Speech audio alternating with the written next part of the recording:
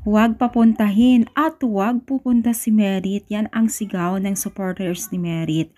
Ano nga ba ito? So bago natin ipagpatuloy ang ating pag-support to this video, kung bago ka pa lang sa aking channel, please subscribe, like, and pakit na rin po natin guys ang notification bell upang ma-update po tayo tuwing ako pa nag-upload patungkol sa mga viral o mga kilalang vlogger.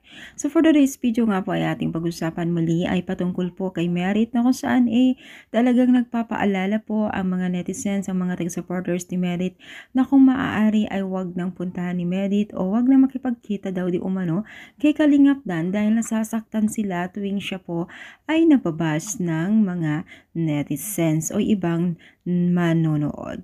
So yan po ang sigaw po kay Merit at syempre siguro naman guys ay nakadepende naman siguro yan kay Merit kung papansin ni hindi, no? Kasi normal lang po yan kasi may mga lamat o may mga nakaraan.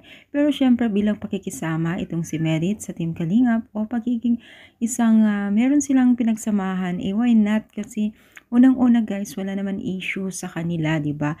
Kaya anytime and anywhere, pwede silang magkita o makipagkita dahil isa rin po yan sa mga pinapasalamat din ni Merit na nagkaroon siya ng chance na bilang isang vlogger at matulungin ngayon dahil nga po sa kanilang nabuong love team din. At isa pa, hayaan na lang po natin kung ano ang desisyon ni Merit ay dahil po ay meron naman po silang pinagsamahan at syempre nagpapasalamat tayo dahil syempre concerned pa rin po ang mga taga-supporters niya kay Merit dahil ayaw nila na masasaktan at masasabihan ng masasakit na salita pagdating sa mga pa-share. Yes mga mima, kaya naman po ingat na ingat po sila kay Merit.